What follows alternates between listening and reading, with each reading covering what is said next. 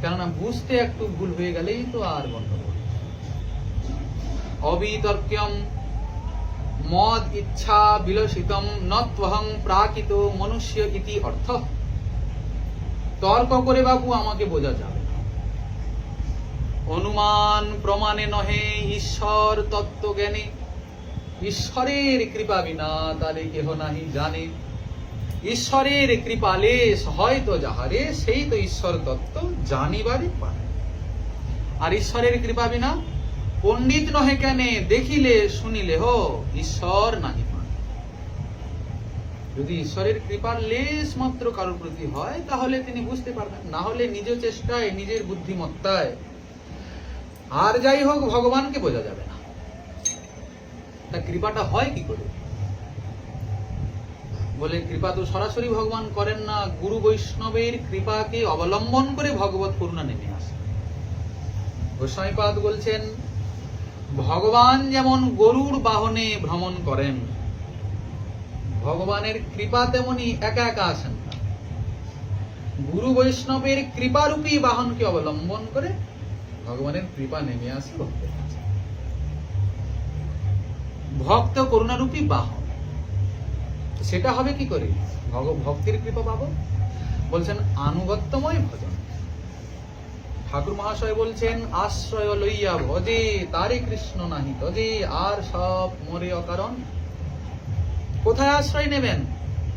বলে কৃষ্ণের কাছে আশ্রয় নেব। কৃষ্ণকে জানালো কে? গুরু বৈষ্ণবী তো।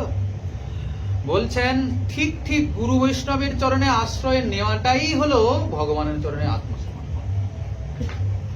শ্রীমন মহাপ্রভুর শ্রীমুখের বাণী, দীক্ষা কালে শিষ্য করে আত্মসমর্পণ, সেই কালে কৃষ্ণ তারি করে আত্মসম। কোথায় আত্মসমর্পণ করে শিষ্য? শ্রী গুরু চরণ। কৃষ্ণ চরণে আত্মসমর্পণ হচ্ছে কি? বলবেন তাহলে তো ভেদ করছেন আপনি, কৃষ্ণ গুরুকে আলাদা করছেন নাকি? বলছেন না, আলাদা করা হচ্ছে না, কিন্তু গুরু এখন তো শিষ্যের সেই দৃষ্টি হয়নি যে গুরু সাক্ষাৎ কৃষ্ণ। এখন সে গুরু রূপেই দর্শন করছে। আর দীক্ষাটা তো সেইভাবেই নিতে হয়, আত্মসমর্পণের চিন্তা ভাবনা নিয়ে। দীক্ষা মানে আত্মসমর্পণ। সেই কালে কৃষ্ণ তারে করে আত্মসম, তৎক্ষণাৎ গুরুচরণে আশ্রয় হলো আর কৃষ্ণচরণে আশ্রয় হয়ে গেল। শরণ লইয়া করে কৃষ্ণে আত্মসমর্পণ। আলাদা কিছু থাকলো কি? তো গোস্বামীপাদ বলছেন, শ্রী গুরু বৈষ্ণবের চরণে আশ্রয়েই কৃষ্ণ কৃপা প্রাপ্ত। আর সর্বোপরি আমাদের গোস্বামীগণ, আমাদের ছিল গুরুদেব গুরুবর্গ, তারাও খুব নিষ্ঠার সহিত গোস্বামীগণের সিদ্ধান্তের অনুশীলন করছেন, আর আমাদেরও সেই শিক্ষা দিচ্ছেন। কেননা ভগবান সম্পর্কে বোঝেন তো তাঁরাই,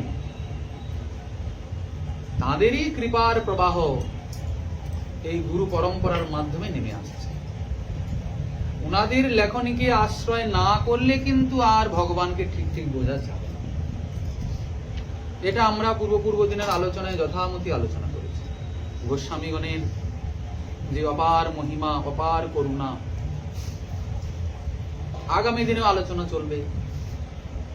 আমাদের সমগ্র আলোচনা সব কিছুই গোস্বামীগণের সিদ্ধান্তকে অবলম্বন করি। যাহ ভাগবত পড় বৈষ্ণবের স্থানে, একান্ত আশ্রয় কর চৈতন্য চরণে। চৈতন্যের ভক্তগণে নিত্য কর সঙ্গ, তবে তো জানিবে সিদ্ধান্ত সমুদ্র তরঙ্গ। চৈতন্যের ভক্ত মানে আমরা কাকে বুঝি? আমরা হতে পেরেছি কি? আমরা উনাদের উচ্ছিষ্ট ভাজন। উনারা যদি কোনোদিন কৃপা করে আমাদের তাঁর দাসানুদাস করিয়ে দেন তো হবে। নিজ চেষ্টায় গৌরদাস হওয়া যায় না। হওয়া যাবে? হাহা প্রভু সনাতন গৌর পরিবার, কৃপা করি বাঞ্ছা পূর্ণ করহ আমার। শুনিয়াছি সাধু মুখে বলে সর্বজন, শ্রীরূপের কৃপায় মিলে যুগল চরণ। কার কৃপায় মিলবে? এই রূপ সনাতনের কৃপায় তো হবে। আচার্যগণের সিদ্ধান্তকে বাদ দিয়ে যেন আমরা কিছু না শুনি। আচার্যগণের সিদ্ধান্তকে বাদ দিয়ে যেন আমরা কিছু না বলি, আমাদের গোস্বামীগণের সিদ্ধান্তকে বাদ দিয়ে যেন আমরা কিছু না বলি। এই নিষ্ঠা তো আগে হওয়া চাই। কিরকম নিষ্ঠা? ঐকান্তিক নিষ্ঠা শ্রী গুরু বৈষ্ণবে। চৈতন্যের ভক্তগণে নিত্য কর সঙ্গ। তা আপনি তো বললেন, এখন আপনি বললেন চৈতন্যের ভক্ত রূপ সনাতন, তাদেরকে পাবো কোথাও? আমাদের কি আর সে সৌভাগ্য আছে? সে প্রকারের সাধন ভজনও নাই যে স্বপ্নেও হয়তো একটু তাদের সাড়া পাবো। কি করে হয়? বলছেন তারা যে সব অমর গ্রন্থগুলো করে দিয়ে গেছেন, যদি কেউ সেই গ্রন্থের আশ্রয় করে। এই যে আমরা এখন শ্রী শ্রী চৈতন্য চরিতামৃতের আলোচনায় ব্রতী হয়েছি, এখন সাক্ষাৎ শ্রীল কৃষ্ণদাস কবিরাজ গোস্বামী চরণের সঙ্গ করা হচ্ছে। এ কথা মহাজন বলেছেন। যে গ্রন্থ আমরা আলোচনা করছি, যে আচার্যপাদ এই গ্রন্থ প্রণয়ন করেছেন, এখন সেই মহাজনেরই সঙ্গ করা যায়। সাধককে এইসব বিষয়গুলো অনুভূতির মাধ্যমে আনতে হবে। তো এই যে মনুষ্য আকার শরীরেই আমাদের সন্দেহটা জেগে যায় যে বুঝি আমাদের মতোই। আর যুগল কিশোরের লীলায় তো মানুষের মতো একটু ওই প্রেমে কামসাম্য আছে, তো এই জন্য স্বাভাবিক সন্দেহ জেগেই যায়। তারপরে অনন্তকালের বিভিন্ন দুষ্কর্মের সংস্কার নিয়ে চিত্তবৃত্তি বসে আছে। সহজে কি করে সে ওই লীলা অনুভূতি করবে? শুদ্ধটাকে বুঝতে পারবে? সম্ভব নয় তো। বলে দেখো, তোমরা তো নিজ চেষ্টায় যুগল কিশোরী লীলা মাধুরীকে, নাম মাধুরীকে তোমরা কোনো দিন উপলব্ধি করতে পারবে না। হবে সম্ভব? তোমরা যদি গোস্বামীগণের আচার্যগণের লেখনীকে আশ্রয় করো, বলে আশ্রয় তো করতে বললেন মশাই, কিন্তু আমরা তো পড়তে পারি না। অনেকে আছে, অনেকে পড়তে পারি না। তো আপনি না হয় পড়তে পারেন বলে পড়ে নিলেন, বুঝে নিলেন। আমরা যে পড়তে পারি না, কি হবে? আমরা কি করে বুঝবো? আপনি পড়লেন, আপনি বললেন আমি কবিরাজ গোস্বামী পাদের সঙ্গ করছি, আমরা তো পড়তে পারি না। তা আমাদের কবিরাজ গোস্বামী পাদই সন্দেহ নিরসন করছে। যদি নাহি বুঝে কেহ, শুনিতে শুনিতে সেহ, কি অদ্ভুত চৈতন্য চরিত, কৃষ্ণে উপজীবে প্রীতি, জানিবে রসের রীতি, শুনিলেই হইবে বড়। সদ্য হৃত্য বরুদ্ধতে ত্রহ কৃতিভি শুশ্রুভিস তৎক্ষণাৎ। ভাগবত বলছেন, শ্রবণের সঙ্গে সঙ্গে সেই হৃদয় বিহারী কর্ণরন্ধ্রের মাধ্যমে প্রবেশ করে হৃদয় অবরুদ্ধ হয়ে যায়। অবরুদ্ধ হয়ে যায় সদ্য। তাহলে আর কোনো চিন্তা থাকলো না, সন্দেহ থাকলো না। যদি হওয়ার থাকে শুনতে শুনতেই। তারপরে আবার একটা বিষয়, আমরা এটা নিজ জীবনেও অনুশীলন করে দেখেছি। কেবলমাত্র খালি পড়লে হবে না, পড়তে জানলে। আপনি যতই পড়ুন না কেন, আপনার কি ক্ষমতা আছে পড়ে আপনি গোস্বামীগণের লেখনীকে উপলব্ধি করবেন? কত কত কত কত রসের ভান্ডার এক একটা ওনার অক্ষরের মধ্যে, সব প্রেমময় অক্ষর, মহাপ্রভাবময় শব্দাত্মকত্বাৎ শ্রীজীব বলছেন। হ্যাঁ, যদ্যপি এইসব লেখনীকেই আমাদের আশ্রয় করতে হবে। ভগবানের মাধুর্যরূপী সমুদ্রের তারা মন্থন করে এই সব রসনির্যাসকে উপলব্ধি করে তাদের অনুভবের বাণীগুলোকে গ্রন্থের মাধ্যমে লিপিবদ্ধ করেছে। না হলে ভগবানের নাম, রূপ, গুণলীলা সব তো কল্পনাতীত, সব তো ইন্দ্রিয়াতীত। মানুষের এত বড় কল্পনা পৌঁছতে পারে না এত দূর ভগবানের লীলাকে উপলব্ধি করবে। কল্পনার এত শক্তি নাই। কল্পনা মানে কি? মনে হয় এরকম হবে, হয়তো মনে হয় এরকম হবে, বুঝি এইরকম, বুঝি একটা মনের একটা চিন্তা ভাবনা, কল্পনা। মহাজন বলছেন কল্পনারও এত শক্তি নেই যে অত দূর পৌঁছাবে। কল্পনারও একটা সীমিত শক্তি। তো তাহলে তাকে ধরা যাবে কি করে যে অধরা? তাকে বোঝা যাবে কি করে যিনি অজিত? এই জন্যে মহাজন যেন গত হস পন্থা। আমাদের রূপ সনাতন তো ব্রজের রূপ মঞ্জুরি, লবঙ্গ মঞ্জুরি, তারাই তো জানেন সব। তারাই বুঝিয়ে দিয়েছে যে আসলে ব্যাপার হচ্ছে এই জন্য সর্বতভাবে গুরু বৈষ্ণবের আনুগত্যের থেকে আচার্যগণের লেখনীকে আশ্রয় করতে, অন্যথা উপায় নাই।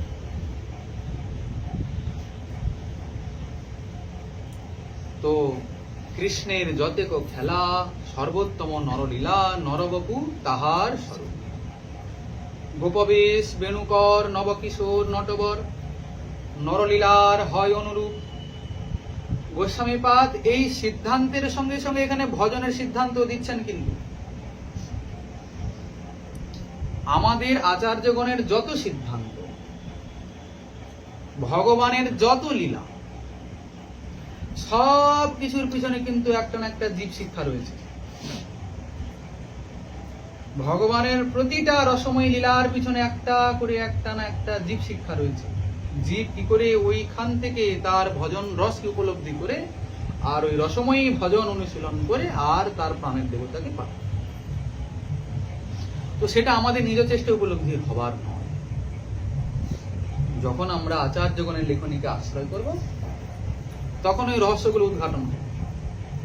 নাহলে ওই যে বললাম, আমাদের চিত্ত এত শুদ্ধ নয় এই শ্রীমদ্ ভাগবতের অন্যান্য শাস্ত্রের নিগুড় রহস্যগুলোকে নিজে উপলব্ধি করে না। কৃষ্ণের যতেক খেলা, সর্বোত্তম নরলীলা। খেলা মানে এখানে লীলার কথা বলা হচ্ছে।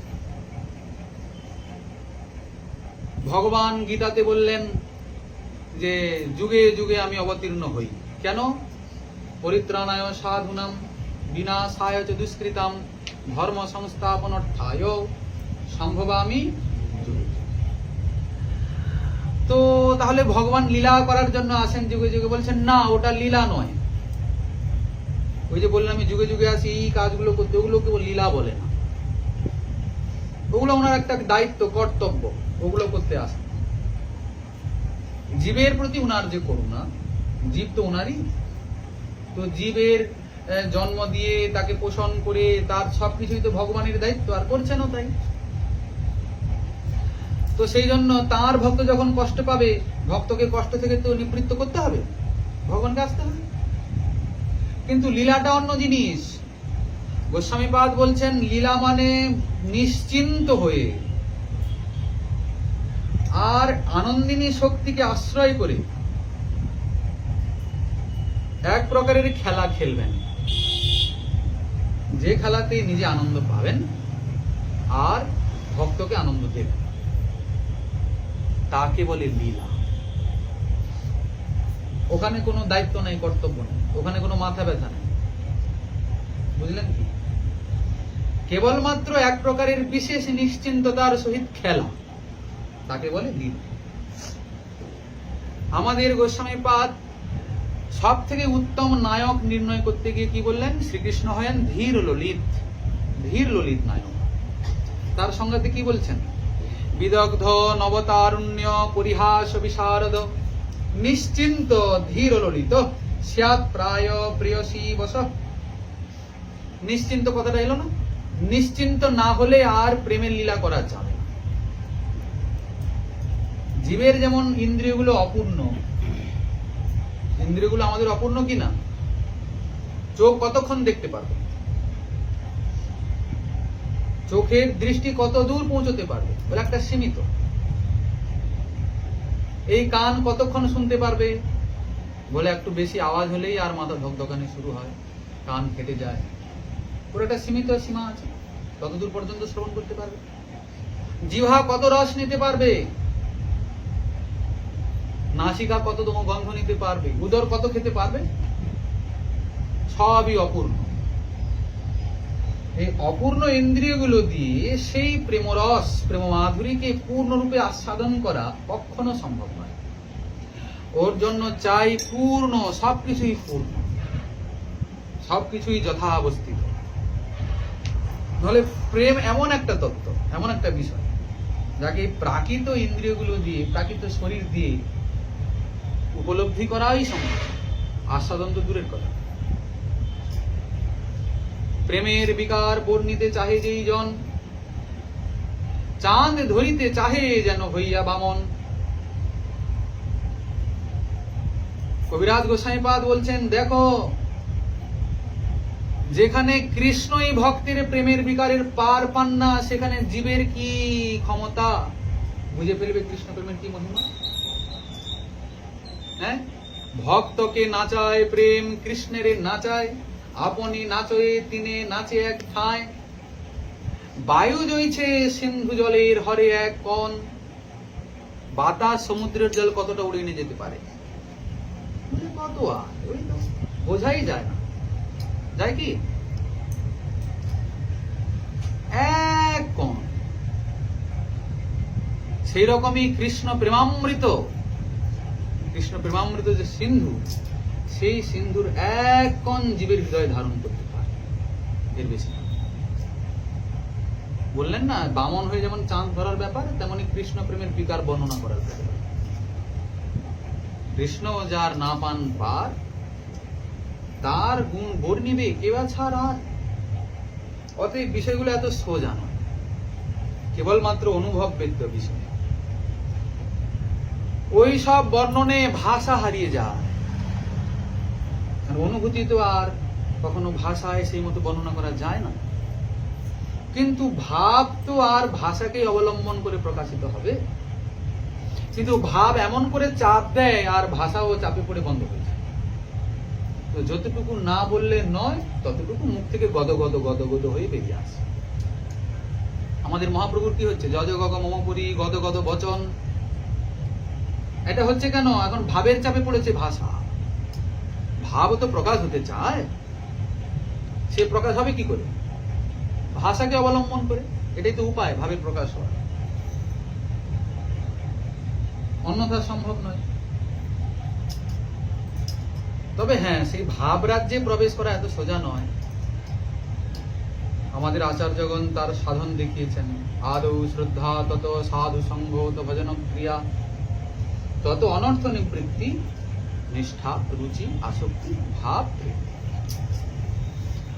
ভাব স্তরে না গেলে তো আর ওইসব বিষয়গুলোকে উপলব্ধি হবে না। ওসব তো ভাবের কথা, রসের কথা। আর রস তো ভাব ছাড়া অভিব্যক্তি নাই, কি করে প্রকাশ হবে? গোসাইপাদ বললেন, ভাব আর রসে যাবে পরে, আগে তত্ত্বটাকে বোঝো। কারণ তত্ত্বের উপরে তো রসের প্রতিষ্ঠা।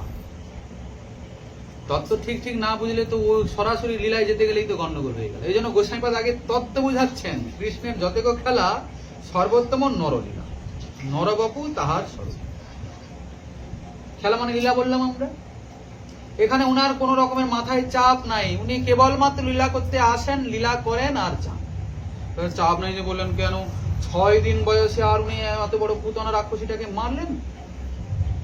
তৃণাবর্ত, বকাসুর, অঘাসুর, প্রলম্বাসুর, অরিষ্টাসুর, কত অসুরকে বধ করছেন, গিরিরাজ ধারণ করছেন, কত দায়িত্ব পালন করছেন। বলে না না না, ওগুলো কৃষ্ণ করছেন না। তিনি লীলা পুরুষোত্তম।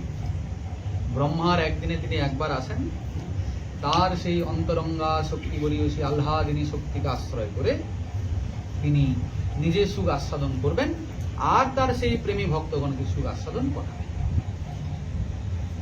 তবে ওনার লীলা আলাদ চক্রের নয় পরিভ্রমণ হতে আছে।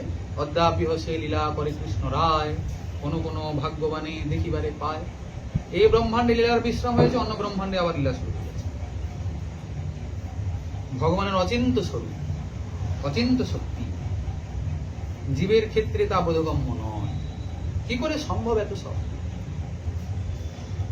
এই ব্রহ্মাণ্ডে লীলা অন্তর্ধান করেছেন, কিন্তু লীলাটা আবার কি নিত্য লীলায় প্রবিষ্ট হয়ে গেছে। একটা ব্যবহারিক লীলা, একটা বাস্তবিক লীলা। ব্যবহারিক লীলা মানে যেটা কিছু দিনের জন্য বাইরে জনসমাজে প্রকাশ পায়। শ্রীকৃষ্ণের ব্রজলীলা কত দিনের?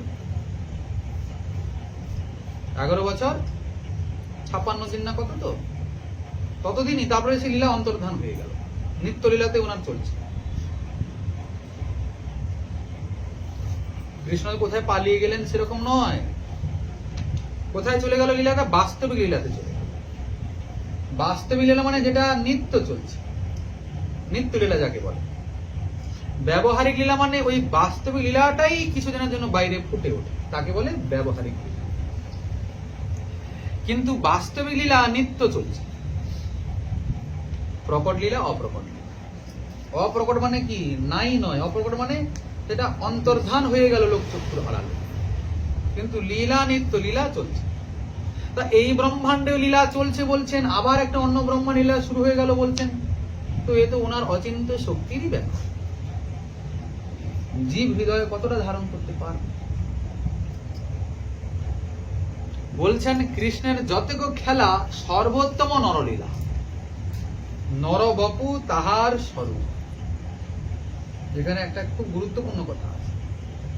অনেকে মনে করেন শ্রীকৃষ্ণ মনুষ্যের মতো শরীর ধারণ করেছে, আসলে কিন্তু তা নয়।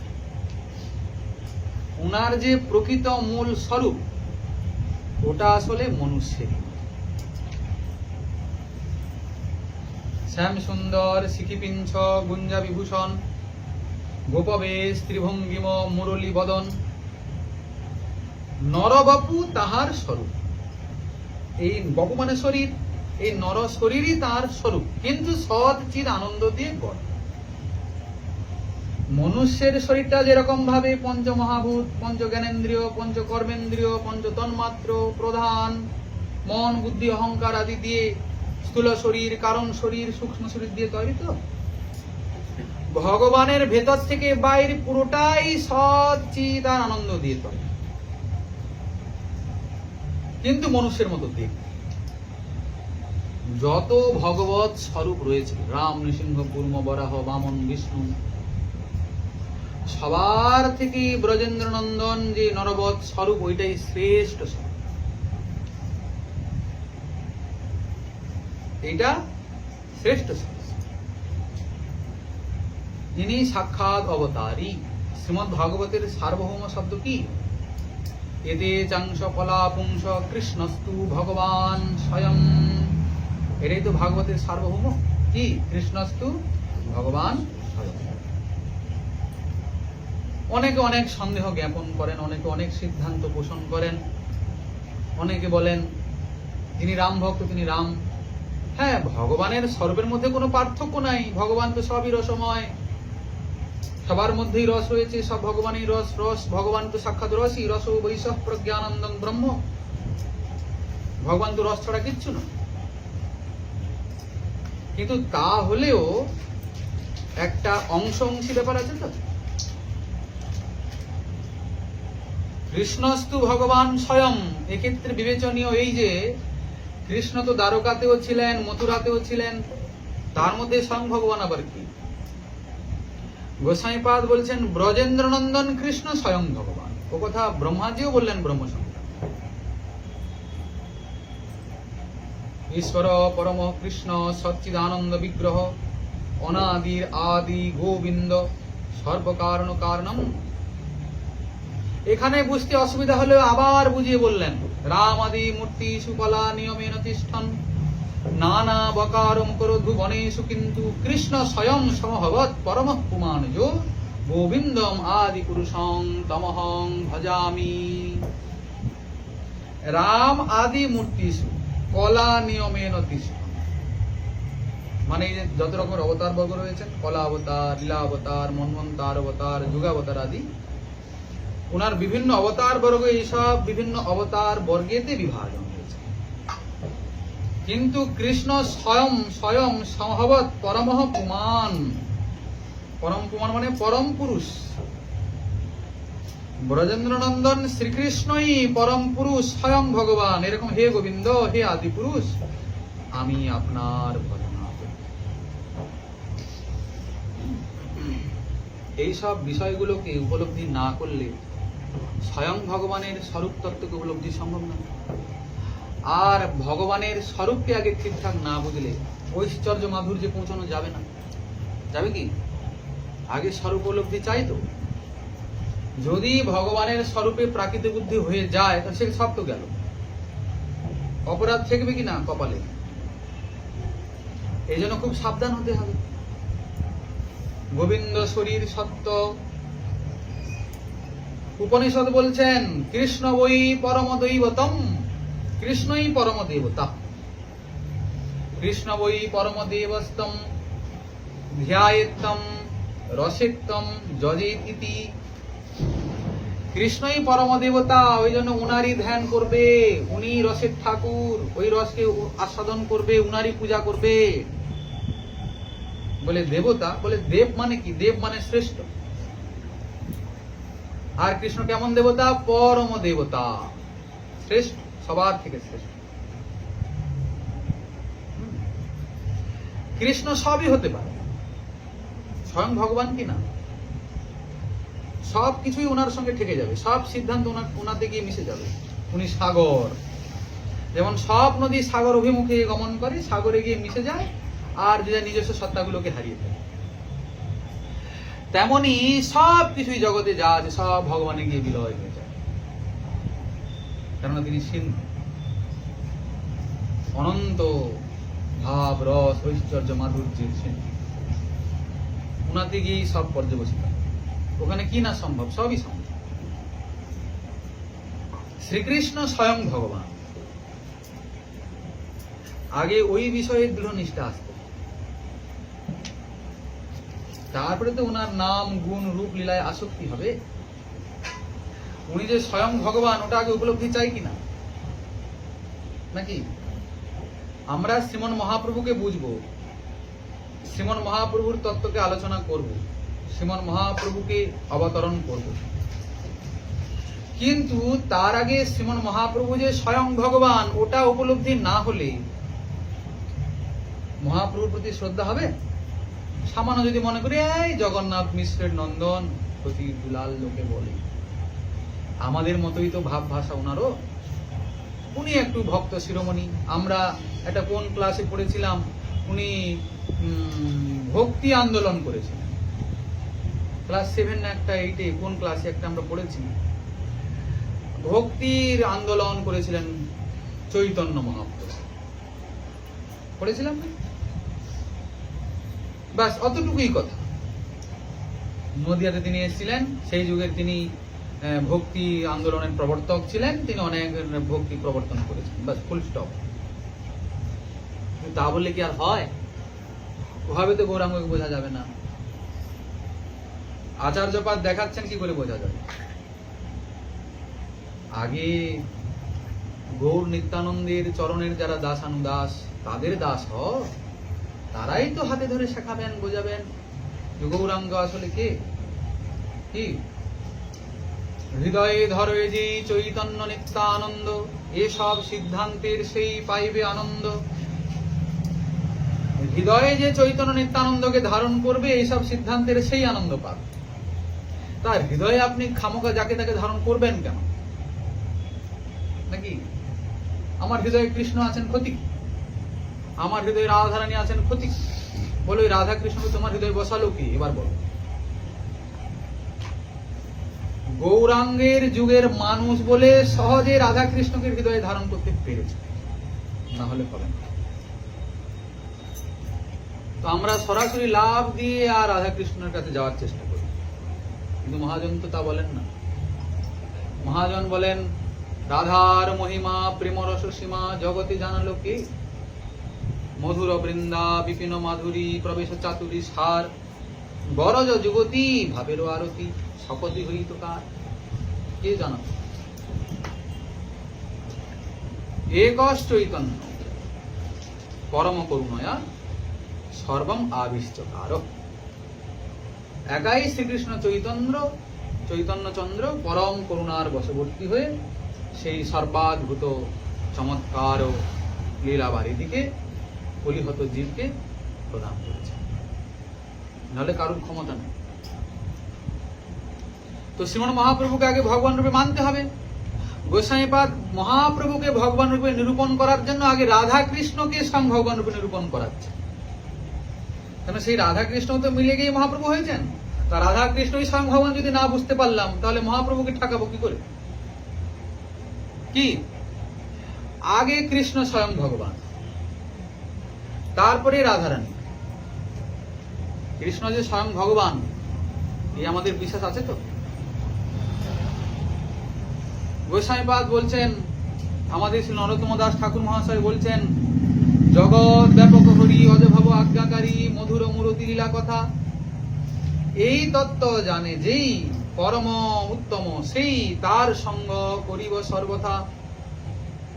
কি বললেন? জগৎ ব্যাপক হরি, ভগবানের স্বরূপের প্রকাশ। তিনি সারা জগৎ ব্যাপ্ত, তিনি সবার ঈশ্বর প্রভু। অজভব আজ্ঞাকারী, তিনি যে সবার প্রভু ওটা ওনাকে কখনো প্রমাণ করতে হয় না। উনার অসমর্থ অনন্য সিদ্ধ স্বয়ং প্রভুতা, কখনো ওনাকে কাগজে কলমে প্রমাণ করতে হয় না যে উনি প্রভু। সর্বদেবময় তুমি, সবার ঈশ্বর, অজ ভব আদি সব তোমার কিঙ্কর। চৈতন্য ভাগবতী বেশাবতার বলছে, অজ ভব যত সব আছে সব তোমার কিঙ্কর, তুমি সবার ঈশ্বর। উনাকে প্রমাণ করতে হয় না। কিন্তু বর্তমান সময় অধিকাংশ সাধু সঙ্গ, অধিকাংশ হরিকথা, নাম কীর্তন, ঐশ্বর্য পর্যন্ত গিয়ে আর সমাপ্ত হয়ে যাচ্ছে। ওর পরে যে ভগবানের মধুর লীলা, মাধুর্যময় লীলা, তার যে একটা বিপুল ব্যাপার, বিপুল সমাহার রয়েছে, সে বিষয়ে সাধক ভক্তের, বর্তমান সময়ে ভক্ত বৈষ্ণবের অধিকাংশ অনুসন্ধান নাই। কেন নাই? মহাজন বললেন না, হৃদয়ে ধর যে চৈতন্য নিত্যানন্দ, এসব সিদ্ধান্তের সেই পাইবে আনন্দ। শ্রীকৃষ্ণের যে মাধুর্যময় লীলা, ওটা মহাপ্রভু না এলে, রূপ সনাতন না এলে জানাতো কে? আমরা বুঝতাম কি করে? ভাগবতে বর্ণন করেছেন সুকমুনি, কিন্তু সেখানে অতি সীমিত। আমাদের আচার্যগণ তাদের গ্রন্থে ওসবকে বিস্তার করেছেন। কত শত লীলার ব্যাপার, কত শত রসময় লীলা তাদের বিবিধ গ্রন্থে বিবিধ ভাবে সব বর্ণন করেছেন। তারা ওইসব গ্রন্থগুলো কেন আলোচনা করেছেন? আমাদের জন্য তো, মহাপ্রভুর করুণাটাকে বুঝিয়ে দেওয়ার জন্য তো। কিন্তু বর্তমানে কৃষ্ণ ভক্ত প্রচুর হয়েছে, প্রচুর কৃষ্ণ ভক্ত, চারিদিকেই হরে কৃষ্ণ মহামন্ত্র হচ্ছে সারা পৃথিবী জুড়ে, কিন্তু মহাপ্রভুকে জানার লোক খুবই কম। শ্রীকৃষ্ণের ঐশ্বর্য, শ্রীকৃষ্ণের স্বরূপ, ওই সব সম্বন্ধে খুব লোক আলোচনা করছে। ভগবান হরি ঈশ্বর, প্রভু রক্ষা করো, দয়াময় নারায়ণ হরি, আমি বড় বিপাকে পড়েছি, আমি জড় জগতে বন্ধনে আবদ্ধ হয়েছি, কৃপা করে আমাকে উদ্ধার করে, এই সব চলছে। কিন্তু এসবের পরেও যে আর একটা বিষয় রয়েছে, মাধুর্য, সেখানে গেলে যে শুধু রস আর রস, আস্বাদন আর আস্বাদন, সেখানে কোনো যে ভয় নাই, সেখানে কোনো যে চিন্তা নাই, সেখানে কোনো যে আক্ষেপ নাই, কোনো আশঙ্কা নাই, সে বিষয়ে আমাদের বোঝাবে কি? এই বিষয় সম্পর্কে আমরা অত্যন্ত, যদি শ্রীমান মহাপ্রভু না আসতেন, গোস্বামীগণ না আসতেন, ভগবানের মাধুর্যের স্বরূপকে আমরা উপলব্ধি করতে পারতাম না। ভগবান ভগবান হরি হরি ওই করে করে আমাদের চলে যায় কিনা? ভগবান শ্রীকৃষ্ণ, এই কথাটা বলতে আমাদের একটু কষ্ট হয়। আমাদের শ্যাম সুন্দর, মদন মোহন, গোপীনাথ, গোবিন্দ বলতে ভালো লাগে, ঠিক না? আমরা জানি এই স্বয়ং ভগবান শ্রীকৃষ্ণ আর স্বয়ং ভগবতী শ্রী রাধা, কিন্তু রাধারানীকে আমরা কখনো ভগবতী বলি না।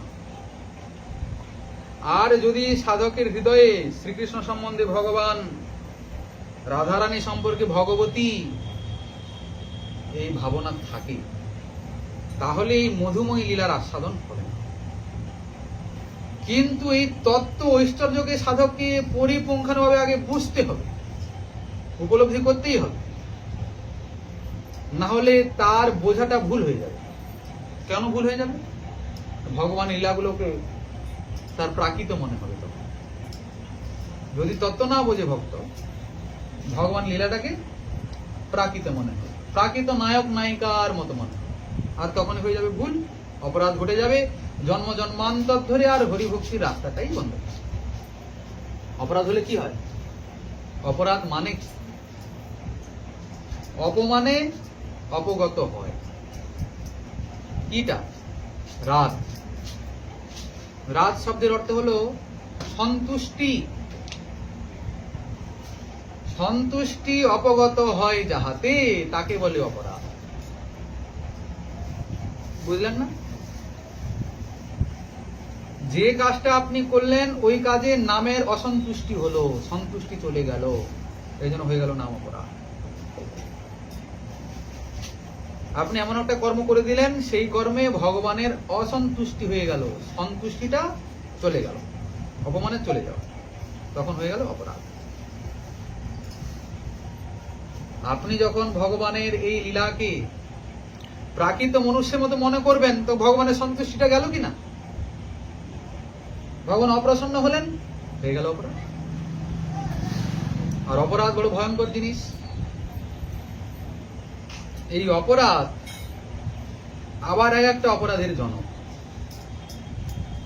যদি সাধক বড় সাবধানতার সহিত যে অপরাধ ঘটেছে সেই অপরাধের নিরসনের চেষ্টা না করে, ওই অপরাধ থেকে আরো অপরাধ সংযত হতে পারে। কি করে হলো? গোস্বামীপাদ উদাহরণ দিচ্ছেন ভাগবতে। দক্ষ প্রজাপতি, দক্ষ প্রজাপতি ভগবানের তপস্যা করেছেন, ভগবানকে প্রার্থনা করছেন, প্রভু তুমি সর্বেশ্বর, এই জগতে আর কেউ সর্বেশ্বর নয়। কেন বলছেন? শিবের প্রতি কটাক্ষ করে বলছেন কথা, একটা অপরাধ হয়ে গেল।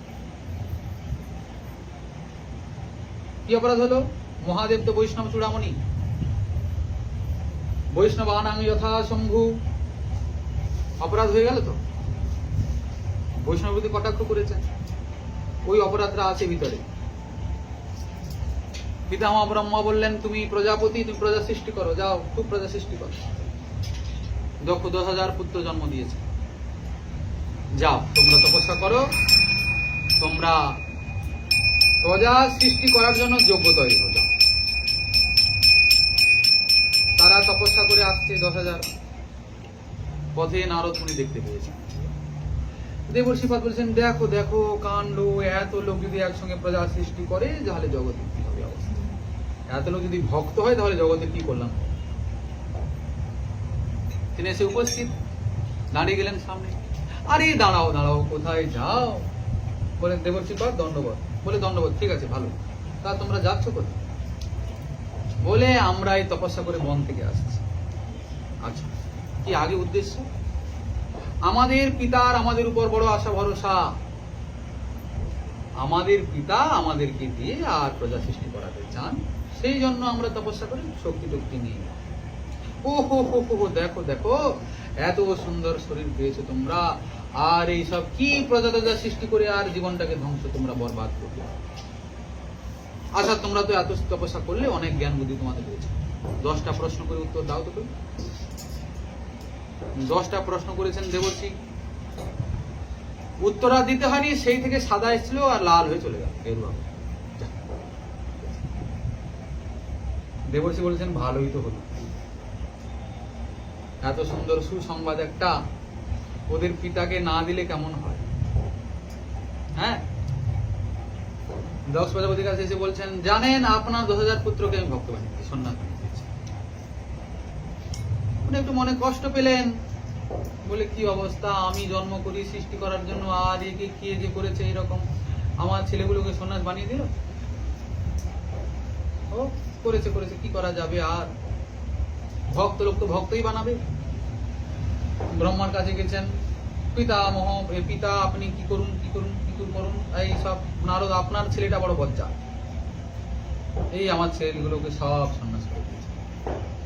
ও হো হো, আবার জন্ম বলে এই হলো আর আমি জন্ম করতে থাকি, আর তোমার সেই পুত্র নারদ সে আর সন্ন্যাস বানাতে থাকুক। বলে বড় না কি আছে। আবার 1,000 পুত্র জন্ম হয়েছে, তারাও তপস্যা করে ফিরছিল। বলছে আরে দাঁড়াও দাঁড়াও, কোথায় যাচ্ছে? বলে কেন প্রজার সৃষ্টি করবো। বলে শোনো শোনো, আরে তোমরা কেন মাথা ফাটাচ্ছ? বড় ভাই যে পথে গেছে অনুজের কর্তব্য সেই পদাঙ্ক অনুসরণ করা, তাতেই তোমাদের মঙ্গল। আর বেশি প্রশ্ন করতে হয়নি এদের, বড় ভাই গেছে ওই পথে অনুগমন করার দরকার, ওই কথা শুনেই ওখান থেকেই একদম চলে যাবে। বলে আবার একটা সুসংবাদ, এটাও জানাতে হবে দক্ষ। আর সেই সূত্রে দক্ষকেও ভক্ত বানিয়ে দেব, এটা নারদমুনি ভেবেছেন। কিন্তু যখন তিনি শুনলেন যে আবার 1000 পুত্র ওনার ভক্ত হয়ে গেছে, ওরা রাগ আর দেখ, এত ভয়ঙ্কর অপরাধ মাথায় চেপে বসলো, আর শেষ পর্যন্ত নারদমুনিকে অভিশাপই দিয়ে দিল। বলে তোমরা বড় সমাজের ক্ষতি করো, নামে তোমরা ঋষি, জগতের কল্যাণ তোমরা মরতে করো না, অকল্যাণ করো। আমি অভিশাপ দিলাম তোমাকে, তুমি দাঁড়াবে আর প্রবচন করবে? তো দাঁড়াতেই পারবে না। গোদহন কালের বেশি তুমি কোথাও স্থির হয়ে দাঁড়াতে পারবে। দেখি বা প্রবচন করো কিরকম, আর ভক্ত কিরকম বানর দেখবো। অপরাধে অপরাধ বাড়লো কিনা? আমাদের গোস্বামীপাদ এই দৃষ্টান্ত তুলেছে। অতএব আগে বিষয়গুলোকে সাধু সঙ্গে, উপযুক্ত সাধু সঙ্গে ভগবানের নাম, গুণ, রূপ, লীলা আদির তত্ত্বগুলোকে ভালো করে বুঝে নিতে হবে, আমাদের আচার্যগণের গ্রন্থ সিদ্ধান্তকে অবলম্বন করে। ভজন তো পরে হবে, আগে তো বুঝতে হবে ভজনটা কি জিনিস। ভজনকে না বুঝলে তো আর পারা যাবে না। না বুঝে করতে গিয়ে আর অপরাধ হয়ে গিয়ে ভজন পথটাই বন্ধ হয়ে যায়। এই রাজ্যে পথ চলা অত্যন্ত কঠিন ব্যাপার। আমাদের রাজ্যে অপরাধের বড় মাহাত্ম্য। অনেক অনর্থ রয়েছে, কিন্তু সাধন ভজনের প্রক্রিয়ায় অনর্থগুলো নিবৃত্ত হয়, কিন্তু অপরাধ রূপী অনর্থ ও সহজে যাবার নয়। অনেকে বলেন পাপ, হরি নামে পাপ ধুয়ে চলে যায়, বলে যায় তো, কিন্তু সে নাম প্রভুর চরণে তো অপরাধ হয়। বলছেন সেই জন্যে নাম অপরাধ আদি থেকে মুক্ত হতে গেলে ওই বিষয়গুলো আগে ঠিক ঠিক বুঝতে হবে। অপরাধ হয়ে গেলে বহু বিলম্ব হবে, যতক্ষণ না সেই অপরাধ মুক্ত হওয়া যাচ্ছে। গোবিন্দ শরীর সত্য, তাহার সেবক নিত্য। বৃন্দাবন ভূমিতে জময়, যাহাতে প্রকট সুখ, নাহি জরা মৃত্যু দুঃখ, যাহার স্মরণে প্রেম হয়। শ্রীকৃষ্ণ স্বয়ং ভগবান। ওটা খালি মুখের কথায় বুঝলে হবে না, তত্ত্ব দিয়ে গোস্বামীগণের সিদ্ধান্তকে বুঝে শ্রীকৃষ্ণ স্বয়ং ভগবান প্রভু। আমাদের শ্রীজীব গোস্বামীপাদ তার ষট সন্দর্ভের মধ্যে 4টা সন্দর্ভে শ্রীকৃষ্ণ তত্ত্বকে আলোচনা করেছেন। শ্রীকৃষ্ণ স্বয়ং ভগবান, এটাকে তিনি যত যত রকমের পূর্বপক্ষ হতে পারে সব পূর্বপক্ষকে তিনি নিজে তুলে সব নিরসন করেছেন। কারোর মধ্যে সন্দেহই থাকবে না যে শ্রীকৃষ্ণ স্বয়ং ভগবান। যত রকমের সন্দেহ জীবের মধ্যে উদয় হতে পারে সব একটা সন্দেহকে, পূর্বপক্ষকে তুলে তিনি সমাধান করে দিয়েছেন। শ্রীকৃষ্ণ স্বয়ং ভগবান। আর শ্রীমতী রাধারানী স্বয়ং ভগবান। রাধা কৃষ্ণ এক আত্মা, দুই দেহ ধরি, অনন্যে বিলসে রস আস্বাদন। সেই দুই এক এবে চৈতন্য গোসাই। সেই দুজন আবার এক হয়ে গেলেন, যে কি হলেন?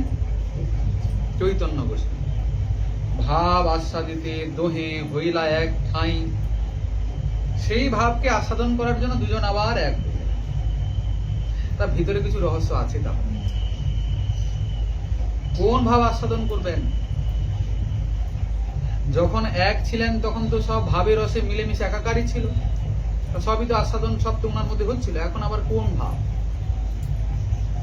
যোগমায়া চিৎ শক্তি বিশুদ্ধ সত্য পরিণতি, তার শক্তি লোকে দেখাইতে। সেই রূপ রতন ভক্তগণের গুণধন, প্রকট হইল নিত্যলীলা হইতে। মাঝখানে উনার অন্তরঙ্গা শক্তি যোগমায়া, তাকে সম্পূর্ণ ছেড়ে দিলেন। শ্রীকৃষ্ণ ভুলে গেলেন আমি স্বয়ং ভগবান, রাধারানী ভুলে গেলেন আমি স্বয়ং ভগবান। আমি যে ভগবান এটা না ভুললে তো আর মাধুর্য লীলা হবে না। তাহলে মান হবে কিরকম, পূর্বরাগ হবে কিরকম, বিরহ হবে কিরকম, মিলন হবে কিরকম। বিরহটা কেন হবে? সে আর আমি, সে কত দূরে, আমি কত দূরে। দূরত্ব থাকলে তো বিরহ হবে। যদি জানেন ভগবান আমরা একই লোক, রাধা কৃষ্ণ এক আত্মা, একই লোক যখন, তখন আবার বিরহের কোনো প্রশ্নই ওঠে না। ঠিক তো? তাই একে আর অপরকে ভুলাবে কে? তবে যোগমায়ার উপরে সম্পূর্ণ ভার ছেড়ে দিয়েছে। যোগমায়ায় ভার সামলা,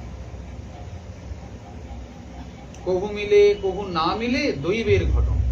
দৈবটা কে? দৈবটা যোগমায়া, লীলা শক্তি।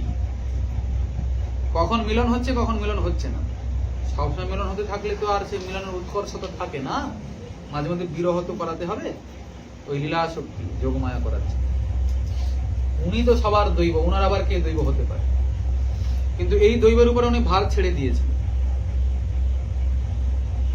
মাধুর্যে লীলাকে বুঝতে হলে, মাধুর লীলা অনুশীলন করতে গেলে তার ভিতরে একটা শক্তি চাই, যে দুজনকে ভুলিয়ে দেবে, মুগ্ধতা। রাধারানী ভুলে গেছেন আমি স্বয়ং ভগবতী, শ্যাম ভুলে গেছেন আমি স্বয়ং ভগবান। এজন্য মান হচ্ছে, বিরহ হচ্ছে, কত কান্নাকাটি হচ্ছে, কত কথা। রাধারানী কষ্ট পেয়ে বলছেন, বধূ তুমি সে আমার প্রাণ, দেহ মন আদি তোমারে সঁপেছি, জাতি কুল শিলমান, সর্বস্ব তোমার সমর্পণ করে দিয়েছি। দেহ মন জাতি কুল শিল মান সব দিয়েছি।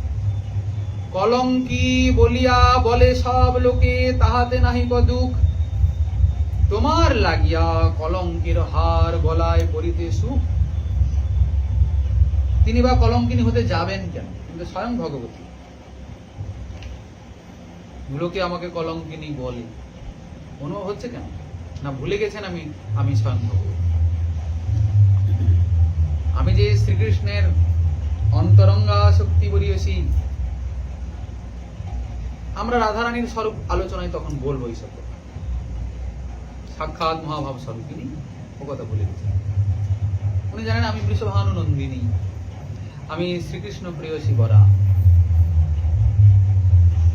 আমি নিকুঞ্জ পট্ট মহিষী, এটা তিনি জানেন। রাধা কৃষ্ণ এক আত্মা দুই দেহ ধরি, অনন্যে বিলসে রস আস্বাদন করি।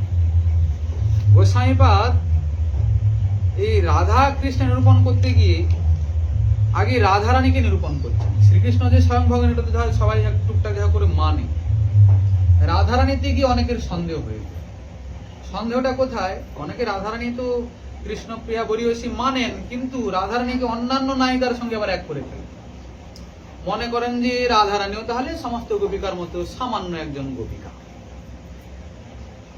কিন্তু সেই গোপীগণ মধ্যে উত্তমা রাধিকা, রূপে গুণে সৌভাগ্যে প্রেমে সর্বাধিকা। এই কথা বুঝতে একটু অসুবিধা হয়ে যায়। গোস্বামীপাদ এই জন্য আগে রাধারানীর স্বরূপটাকে বর্ণন করছেন। কৃষ্ণের কথাটা আমরা বুঝলাম। কৃষ্ণের স্বরূপ কি দিয়ে তৈরি? সচিদ আনন্দ দিয়ে তৈরি। পঞ্চমহাভূতের সংস্রব নয় কৃষ্ণের স্বরূপ, স্বয়ং ভগবান। আবার সেই স্বয়ং ভগবানের তিন রকমের প্রকাশ আমরা বুঝলাম। একটা স্বরূপ, ঐশ্বর্য, মাধুর্য। ঠাকুর মহাশয় বলছেন সাধু সঙ্গ খুব করো, কিন্তু যে সাধু ভগবানের স্বরূপ, ঐশ্বর্য, মাধুর্য এই তিনটি প্রকাশ সম্পর্কে পূর্ণ অভিজ্ঞ, সেই সাধুর সঙ্গ করলে ভগবত তত্ত্ব সম্পূর্ণরূপে আস্বাদন করতে পারে। নাহলে ভগবান অনন্ত ঐশ্বর্যের অধিকারী, ভগবান অনন্ত কোটি ব্রহ্মাণ্ডের মালিক, অজভব আদি সব তার কিঙ্কর, এসব জানলাম, খুব শুনলাম, ওতে জানা গেল কিন্তু পূর্ণ জানা হলো না। ওর পরেও যে একটা আছে, সেটা কি? মধুর মূরতি লীলা কথা। সেখানে কিন্তু আনন্দ রস। তো সেই সাধুর সঙ্গ করতে হবে। জ্ঞান কর্ম করে লোক, নাহি জানে ভক্তি যোগ, নানা মতে হইয়া অজ্ঞান, তার কথা নাহি শুনি, পরমার্থ তত্ত্ব জানি, প্রেম ভক্তি ভক্তগণ প্রাণ। কোনটা ভক্তের প্রাণ হবে? প্রেম ভক্তি। সে প্রেমকে বুঝবেন কি করে? মাধুর্যকে না বুঝে ঐশ্বর্য স্বরূপের সাথে কখনো ভালোবাসা হবে না, প্রেম হবে না। নারায়ণকে ভালোবাসা যাবে কি? বলে দূর মশাই, সেই নারায়ণ তো কৃষ্ণের প্রেমে পড়েছে। বুঝলেন? সাক্ষাৎ নারায়ণ, তিনি কৃষ্ণের অংশের অংশের অংশের অংশ। তিনিও ব্রজেন্দ্র নন্দন শ্রীকৃষ্ণের প্রেমে পড়ে আর কি অবস্থা। কথা আমরা বলছি না, কবিরাজ গোস্বামীপাদ লিখেছেন শ্রীমান মহাপ্রভুর শ্রীমুখের বাণী। সখী হে কোন তপ কইল গোপীগণ, কৃষ্ণ রূপ মাধুরী পিবি পিবি নেত্র ভরি শ্লাঘ্য করে জন্ম তনু মন। শ্লাঘ্য মানে ধন্য। ব্রজের গোপিকার আলাভোলা গোয়ালিনী তারা কি তপস্যা করেছিল? কৃষ্ণের নাম রূপ গুণ লীলার মাধুরী তারা নিরন্তর আস্বাদন করছে, তাদের জন্ম তনু মন তারা ধন্য করে নিল। বলে কেমন সেই মাধুর্য? বলে কি আর বলবো, যে মাধুরী ঊর্ধ্বান নাহি যার সমান, পরব্যোমে স্বরূপের গণে, যেহ সব অবতারী পরব্যোমে অধিকারী, সেই মাধুর্য নাহি নারায়ণে। তা আপনি যে একা একা বলছেন, প্রমাণ আছে আপনার হাতে কিছু? বলে নিশ্চয়ই আছে। তাতে সাক্ষী সেই রমা নারায়ণের প্রিয়তমা, পতিব্রতা গণের উপাস্যা, দেহ যে মাধুর্য লোভে ছাড়ি সব কাম ভোগে, ব্রত করি করিল তপস্যা। এখনো বেলবনে তপস্যায় রত তো লক্ষ্মী ঠাকুরের। নায়ং শ্রেয়ঙ্গ নিতান্তরতে প্রসাদ সর্য সীতাম নলিন গন্ধ রুচাং কুতন্যা, রাসোৎসবেশ ভুজদণ্ড গৃহীত কণ্ঠ লব্ধা সাঙ্গ উদ্গাত ব্রজ সুন্দরী নাম। প্রমাণ আছে। ওই যে দ্বারকালে দেখা যায় ব্রাহ্মণের সন্তানগুলো মারা যাচ্ছিল, এদিকে শ্রীকৃষ্ণ বড় যজ্ঞ করছেন, সেই ব্রাহ্মণের কয়েকটা শিশু মারা গেছে জন্ম হওয়ার সঙ্গে সঙ্গেই। আর মারা গেছে তো গেছে, শিশুগুলো উধাও হয়ে গেছে, মৃত শরীরটাও নাই। তো একদিন তো ব্রাহ্মণ খুব রেগে গিয়ে আর দ্বারকাধীশ যেখানে যজ্ঞ করছিলেন যজ্ঞশালাতে এসে খুব ধিক্কার দিচ্ছে, আরে কেমন তুমি রাজা, তোমার রাজ্যে প্রজা কষ্টে আছে, তুমি এখানে নিশ্চিন্তে যজ্ঞ করছো নিজের কুশলের জন্য? ধিক ধিক তোমাকে সতর্ক। সেখানে শ্রীকৃষ্ণ সখা অর্জুনও ছিলেন, তার গায়ে সহ্য হচ্ছে না। আরে আমার সখাকে এরকম করে গালাগালি করে? আরে ব্রাহ্মণ তুমি কোথা থেকে এলে, কি বলছো? তুমি জানো না কার সামনে দাঁড়িয়ে কি কথা বলছো? তুমি আবার কে হে বাপু? আমি মরি আমার জ্বালায়, তুমি আমাকে জ্ঞান দিচ্ছ কাকে কি বলতে হবে? বলে আমাকে চেনেন না আপনি? আমি অর্জুন গান্ডীবধারী। আমার এই গান্ডীবের সামনে সবাই থরথর করে কাঁপে, কে না ভয় পায়। ও তুমি গান্ডীবধারী হও আর তুমি যে ধারী হও, ওতে আমার কি কাজ? তুমি না হয় গান্ডীবধারী, তোমার সখা কৃষ্ণ তো তোমার থেকে আরো কত শ্রেষ্ঠ সুদর্শনধারী। সুদর্শন রেখেও কি হচ্ছে, আর গান্ডীব রেখেও কি হচ্ছে? আমার সন্তানগুলো সব সঙ্গে সঙ্গে কি নিয়ে আমি থাকবো? অনেক কথা হলো। শ্রীকৃষ্ণ তো মুচকি মুচকি হাসছেন, কিছু বলছেন না, কেননা অর্জুনের বাক্যে স্পর্ধার প্রকাশ হচ্ছে, অহংকারের গন্ধ পাচ্ছেন। এদিকে ব্রাহ্মণেরও কষ্ট, কেননা এখানে কথা হচ্ছে উপযুক্ত সময় না এলে ভগবান কিছু করেন না। কষ্ট হয় আমাদের, ঠিক আছে, পরিস্থিতি অনেক আসে বটে, ভগবানই সেই পরিস্থিতিকে রক্ষা করবেন, কিন্তু উপযুক্ত সময়ের আগে তিনি করেন। কেননা আমটা যখন গাছ পেকে আর খসে পড়বে তখন তার স্বাদ, আর কাঁচা আমকে পেড়ে ইঞ্জেকশন দিয়ে তাকে পাকিয়ে যে স্বাদ, অনেক পার্থক্য আছে, আছে কি না? ভগবান সেই সময়ের অপেক্ষা করেন। অন্যথা অন্য সময় অসময়ে করতে গিয়ে আর হয়তো যার জন্য করালো সেই উল্টে ভগবানকে দোষ দিতে পারে, কেন আপনি করলেন, আমার তো এটা হতো না, হতো, হতেও পারে। অর্জুন তো বলল, আপনি কাকে কি বলছেন জানেন না। আমি থাকতে থাকতে এসব কথা তো আমি শুনবো না। কত বাহাদুর তোমরা, আমরা ভালো জানি। কি করতে পারবে তুমি? আমার সন্তানগুলোকে বাঁচাতে পারবে? বলে যে মারা গেছে গেছে, কিন্তু বাকি যে আছে আমি কথা দিলাম বাঁচাবো। বলে কত? এমনি কথা দিলে হবে না, শর্ত দাও। অর্জুন বললেন, যদি আমি আপনার সদ্যজাত শিশুকে না রক্ষা করতে পারি তবে আমি অগ্নি প্রজ্বলিত করে সেই অগ্নিতে আমি আত্মাহুতি দেব। বলে বাস, ভালো কথা, চলো এখনই তাহলে। আমার স্ত্রী এখন সুতিকা গৃহে অবস্থান করছে, এক্ষুনি বাচ্চা প্রসব করবে, খুব কষ্ট পাচ্ছে, চল। অর্জুনকে ধরে নিয়ে গেল। অর্জুনও গটগট করে চলে গেল। এই কথা সবাই শুনলো, যদি আমি রক্ষা করতে না পারি তাহলে আমি আত্মহত্যা করব অগ্নি। ভালো। শ্রীকৃষ্ণ আবার মুচকি হাসছেন, মুচকি, কিন্তু মুচকি হাসির ভিতরে অনেক গুলো রহস্য আছে। একসঙ্গে উনি কত কর্ম সম্পাদন করেন, একটা ইঙ্গিতে উনি কত কার্য সম্পাদন করতে পারেন, তবে গিয়ে সম্ভব। অর্জুন করেছে কি, এমন বানের একটা কবচ বানিয়ে দিয়েছে সূতিকাগিরির চারদিকে, যম পর্যন্ত প্রবেশ করতে পারবে না ওর ভিতরে। সেই বান দিয়ে সূতিকাগিরির চারদিকে কবচ তৈরি করে নিজে গান্ডীব নিয়ে পাহারা দিচ্ছে। দেখা যাক কি আসে। সেখানে তার সেই প্রসূতি স্ত্রী বড় চিৎকার করছে। কিছুক্ষণ পরে ব্রাহ্মণ শুনতে পেল বাচ্চার কান্নার আওয়াজ, সন্তানের জন্ম হয়েছে। কিছুক্ষণ বাচ্চাটা কান্না করলো, যে সময় অন্যান্য গুলো চলে গেছে একটু বেশি সময় কান্না করলো। ব্রাহ্মণ ভাবলো, যা, শিশুটা আমার বেঁচে গেল।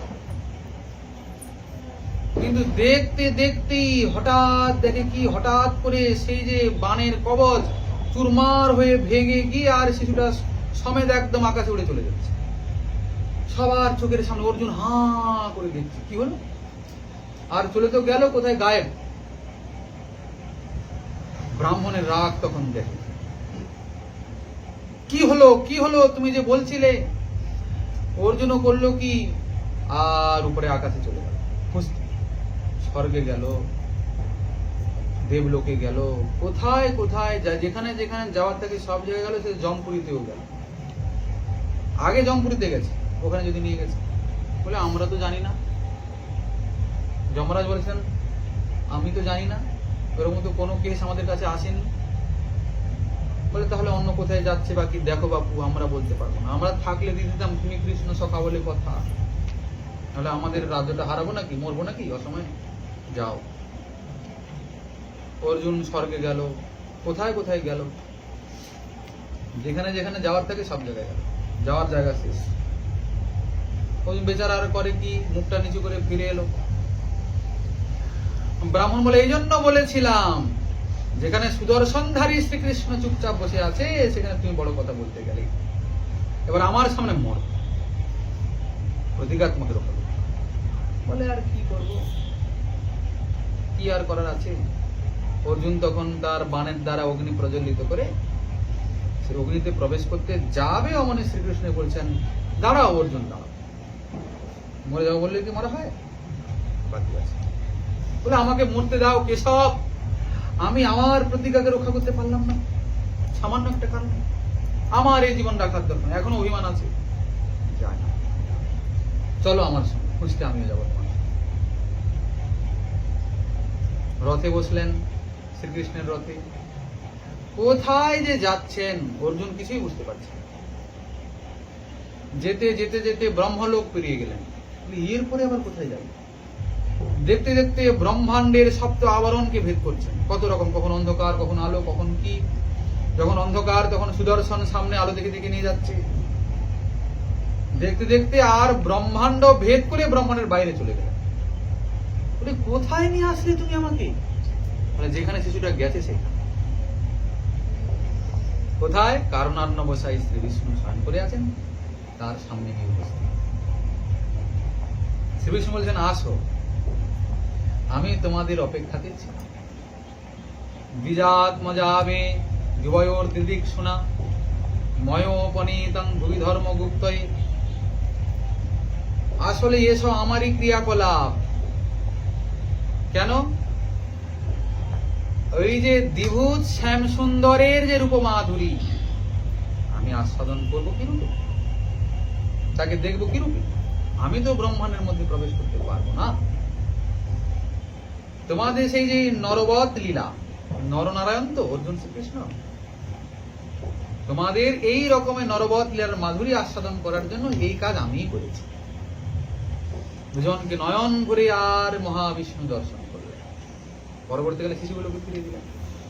তাহলে কেমন মাধুর্য সেই শ্রীকৃষ্ণ! নারায়ণও পাগল হয়ে যাচ্ছে। তাতে সাক্ষী সেই রমা নারায়ণের প্রিয়তম, পতিব্রতা গণের উপাস্য। নারায়ণের মধ্যে কি নাই?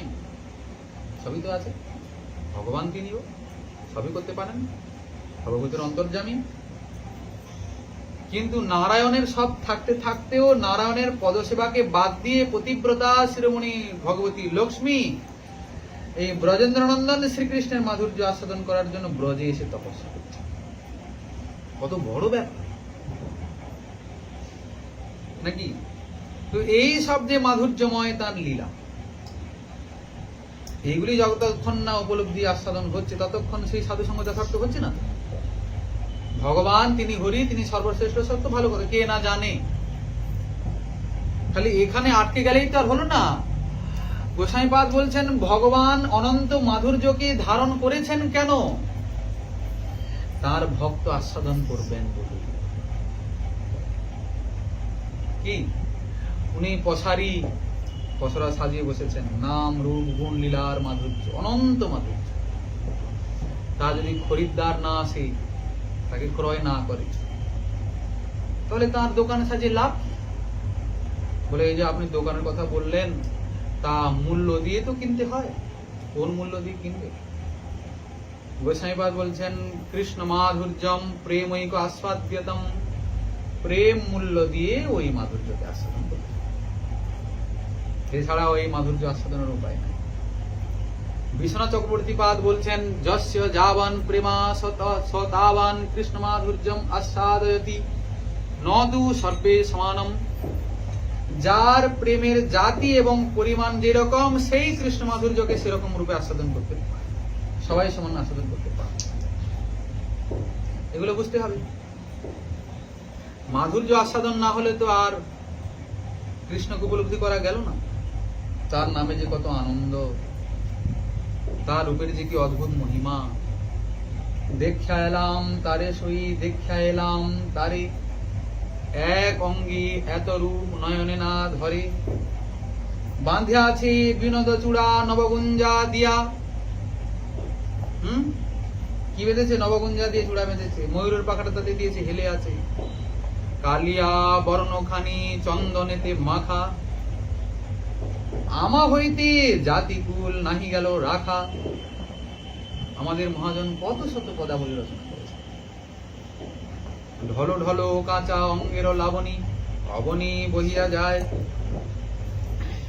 এগুলো আস্বাদন করতে হবে। এজন্য উপযুক্ত সে রসিক সঙ্গ চায়। গোস্বামীপাদ ঠাকুর মহাশয় বলছেন যে এই তত্ত্ব জানে যেই পরম রসিক, সেই তার সঙ্গ পরিবেশন করে।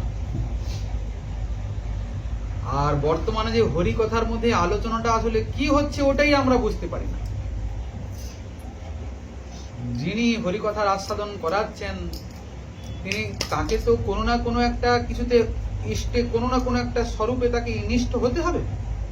হয় ঐশ্বর্য নিষ্ঠ হবে, হয় মাধুর্য নিষ্ঠ হতে তো হবে।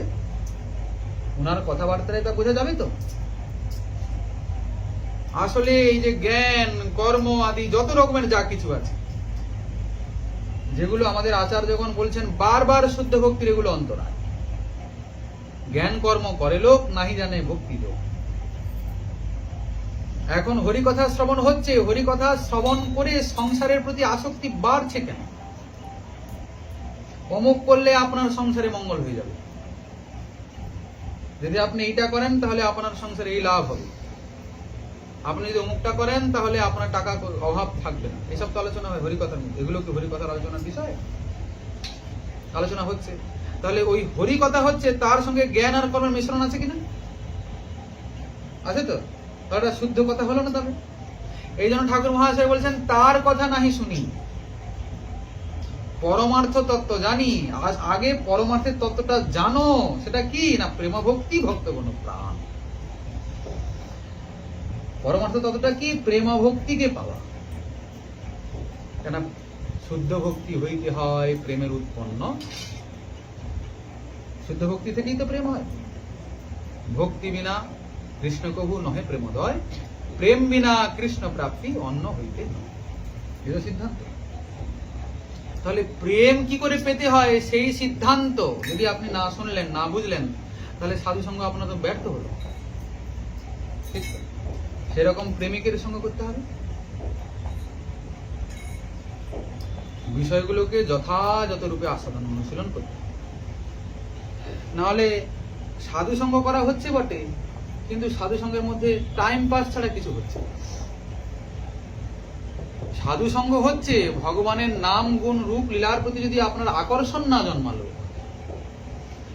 যেভাবে ব্রজবাসীরা আস্বাদন করেছেন তাকে সেইভাবে আস্বাদন করার আপনার হৃদয়ে লোভ না জাগলো, তাহলে গৌড়ীয় বৈষ্ণব সম্প্রদায়ের সাধু সঙ্গ যথার্থ হলো না। বলে গৌড়ীয় বৈষ্ণব সম্প্রদায়ের সাধু সঙ্গ, এটা আবার কেমন কথা বলেন? কি সম্প্রদায় ভেদ করছেন আপনি? না না, ভগবান তো তিনি সবার,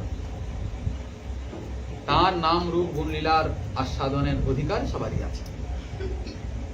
কিন্তু শ্রীমন মহাপ্রভুর প্রদেয় বস্তুটা একটু অন্যরকম। মহাপ্রভু যেভাবে কৃষ্ণ মাধুর্যকে এনে দিয়েছেন, মহাপ্রভুর মাধ্যমে যদি আস্বাদন করা যায় সেটা একটু অন্যরকম। সেগুলো আস্বাদন না করলে বোঝা যাবে। সনাতন কৃষ্ণ মাধুর্য অমৃতের সিন্ধু, মোর মন সান্নিপাতিক সব প্রীতি করে মতি, দুর্দৈব বৈদ্য না দেয় এক বিন্দু। জানো সনাতন, কৃষ্ণ মাধুর্য তো অমৃতের সাগর। আমার যে হয়েছে সান্নিপাতিক রোগ, সান্নিপাতিক রোগের লক্ষণ কি? খালি তৃষ্ণা পাবে, খালি তৃষ্ণা পাবে।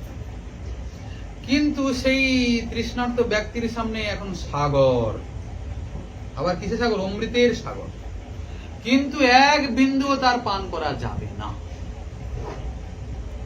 রোগটা হচ্ছে খালি তৃষ্ণা পাবে, আর রোগ সারানোর পদ্ধতি হচ্ছে এক বিন্দু জল খাওয়া যাবে না। দেখো কিরকম বাঁচবে তাহলে, পরিস্থিতিটা কত কঠিন। মোর মন সন্নিপাতিক, এত তৃষ্ণা তার মনে হচ্ছে পুরো সমুদ্রটাকে আমি এখন গিলে ফেলবো। কিন্তু দুর্দৈব বৈদ্য, বৈদ্য মানে ডাক্তার। কোন ডাক্তার? দুর্দৈবরূপী ডাক্তার, না দেয় এক বিন্দু। কি কষ্ট বলো দেখুন। তাহলে মহাপ্রভুর কোন উপলব্ধির কথা বলছেন? কৃষ্ণ মাধুর্যকে তিনি এখন কি রূপে আস্বাদন করছেন যে এই কথা বলছেন তিনি? নিজেকে কতটা অযোগ্য মনে করছেন? কোন চিন্তা ভাবনায় গেলে, কোন স্তরে গেলে এই কথা বলা যেতে পারে? আমাদের তো কোনো আস্বাদন নাই, তবুও আমরা নিজেকে কত শ্রেষ্ঠ মনে করি। আমরা মনে, বাবা আমি অনেক জেনে গেছি, অনেক বুঝে গেছি, গোস্বামী গ্রন্থ আমার সবগুলো জল করা হয়ে গেছে, কিন্তু কিচ্ছু তো হয়নি। প্রেমের স্বভাব যাহা প্রেমের সম্বন্ধ, সেই মানে মোর নাহি কৃষ্ণে প্রেম গন্ধ। যেখানে সত্যিকারের প্রেম আছে তিনি মনে করেন আমার মধ্যে কৃষ্ণের প্রেমের গন্ধ মাত্র নাই। সাধু সঙ্গেই সব সম্ভব। কি সম্ভব? সাধকের ভজন জীবন শুরু থেকে শেষ পর্যন্ত, এবং ভজন জীবন চলাকালীন ভজন পথে যে সব অনর্থগুলি আছে, বাধা বিপত্তিগুলি আছে, যেসব পরিস্থিতিগুলোর সম্মুখীন হতে হয় সাধককে, ও সব সমস্যার সমাধান কেবলমাত্র উপযুক্ত সাধু সঙ্গেই হবে। নিজ চেষ্টায় সম্ভব নয়। হবে কি? সাধু সঙ্গে থাকি, ছয় বেগদমি শ্রীকৃষ্ণ ভজন করি যেন আমি। কি করে হবে? সাধু সঙ্গে থাকি। আপনি পালাবে সব শুনিয়া গোবিন্দ রব, সিংহ রবে যেন করিগণ, সকল বিপত্তি যায় মহানঙ্গ সুখ পায়, যার হয় একান্ত ভজন। একান্ত ভজনটা হবে কি করে? সেরকম তত্ত্ব উপযুক্ত সাধু সঙ্গে, না হলে নিজ সাধন চেষ্টা এখানে কিছুই পাওয়া যাবে না। যারা যারা সত্যিকারের এই পথে পথ চলা শুরু করেছেন তারা এটা হাড়ে হাড়ে উপলব্ধি করতে পারছেন যে নিজের চেষ্টায় নিজের বলকে কাজে লাগিয়ে বোঝাই যাবে না। অনুশীলন তো বহুত দূরের কথা। এক পা ফেলতে না ফেলতে কত রকম অনর্থ এসে ঘিরবে সাধক, কত রকমের অনর্থ। সাধক যদি উপযুক্ত সাধু সঙ্গের ছত্রছায়ায় না থাকে, অনর্থের তরঙ্গে ভেসে চলে যাবে, ভজন জীবনটাই চোপার হয়ে যাবে। হয়তো কিছু কিছু ভজন ক্রিয়া তার জীবনে থাকবে, কিন্তু ওতে প্রেম জীবনে হবে। বহু জন্ম করে যদি শ্রবণ কীর্তন, তথাপি না পায় কৃষ্ণ পদে প্রেম। এরকম ভজন ক্রিয়া বহু জন্ম করলেও প্রেম প্রাপ্তি হওয়া সম্ভব। উপযুক্ত সাধু সঙ্গে এই সিদ্ধান্তগুলোকে সঠিক সঠিক নির্ণয় করতে হবে আগে। এই পথে চলতে গেলে পথে কি কি পরিস্থিতি আসতে পারে, কি কি ঘটে, কি কি হয়। বুঝতে পারছেন? তো এইসব সিদ্ধান্ত তো অত্যন্ত নিগুড়, রহস্যময়। আমাদের আলোচনার ধারাবাহিকতা চলতে থাকবে। শ্রীমন মহাপ্রভু অবতরণ হয়েছেন আমাদের মতো কলিহত জীবগুলোকে করুণা করার জন্য, কিন্তু তার সম্পর্কেই আমরা বুঝি না, জানি না। আমরা প্রায় সব জায়গাতেই জিজ্ঞাসা করি শ্রীমন মহাপ্রভু এসছেন কেন, লোকে সরল উত্তর দেয়, সুন্দর করে বলে যে হরিনাম দিয়ে জীব উদ্ধার করার জন্য মহাপ্রভু এসছেন। হরিনাম দিয়ে হৃদয় শুধিল যাচি গিয়া ঘরে ঘরে। কথাটা ঠিক, ভুল নয়, কিন্তু তা বলে এই কথাটা পূর্ণ সত্যিও নয়। এরপরে আরো কথা আছে, সেই বিষয়গুলো শ্রী শ্রী চৈতন্য চরিতামৃত আদি মহাগ্রন্থের অবলম্বন না করলে অনুভব হবে না। আমাদের মতন যারা কোনো পড়া নাই, কোনো গুরু কৃপা নাই, কোনো শিক্ষা নাই, দীক্ষা নাই, আর বসে গেলাম বক বক করলাম, তাতে কি হলো? সমাজের বহুত ক্ষতি হলো। হ্যাঁ, ইনি যে বলছেন এইটাই হয়তো হবে, মহাপ্রভু এসছেন জীব দিয়ে হরিনাম দিয়ে জীব উদ্ধার করতে। এরপরে কি কিছু নাই? এই কথাটা প্রমাণ করার জন্য এত এত কথার উদ্ধৃতি করতে হলো কবিরাজ গোস্বামী পাদকে। রাধা কৃষ্ণ প্রণয় বিকৃতি, যুগল কিশোরকে টানাটানি করতে হচ্ছে, তারা সুখময় সুখময়ী নিকুঞ্জ বিলাসে নিমগ্ন রয়েছেন বলে থাকবে, কিন্তু উনাদেরকে না আনলে তো মহাপ্রভুকে নিরূপণ করা যাবে না। এরপরে মহাপ্রভুর আসার যে একদম মূল প্রকৃষ্ট কারণ, সে বিষয়ে আমরা আগামী দিনে যাব। আজকে হরিকথা রাখা হলে এখানে বিশ্রাম। যদি শ্রীমন মহাপ্রভুর কৃপা হয় তবে আবার আগামী দিনে রইল আশ্বাদ। নিতাই গৌর হরি বল।